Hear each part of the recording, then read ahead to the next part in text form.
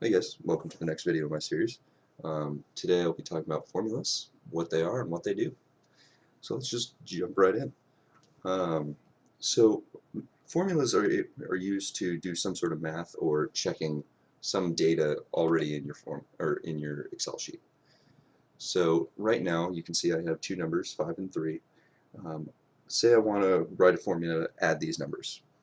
If I wanted to do that, I would go over to the cell that I want to put the answer in, hit equals because that tells Excel that you're making a formula, and then I select the first cell, and since I'm adding them, throw a plus sign and select the second cell.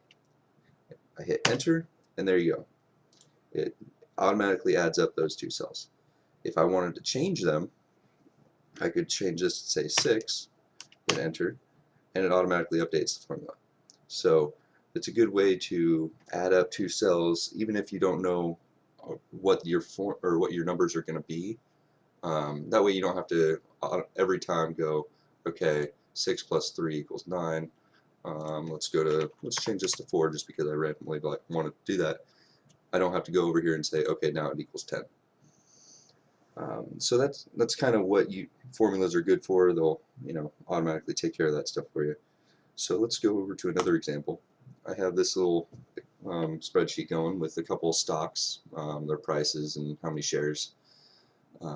One thing I can write a formula for is the total money I have spent on a given stock.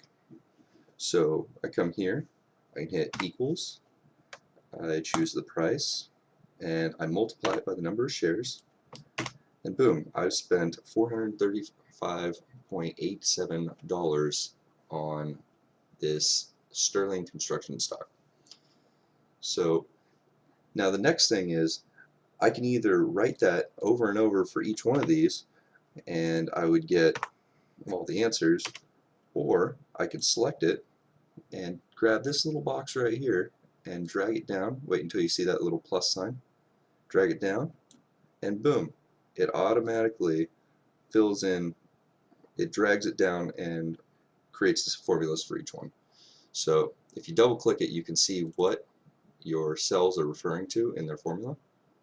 And as you can see, I'm talking about the Sterling Construction price and number of shares for that total. And if you come down here, I'm now talking about Tesla. So it's kind of a cool way to fill in a whole bunch of formulas that you know are the same, but you need to have one for each given line. So yeah, that's pretty much formulas and what they do. They can get really in depth. They can be as simple as just multiplying two numbers. So there's almost no limit to what you can do with formulas as long as you have the patience and can actually um, tell what you're doing, as long as you don't lose track. So, but yeah, that's formulas. If you liked what you see, subscribe to my channel, The Office Nerd, and yeah, I'll see you guys in the next video.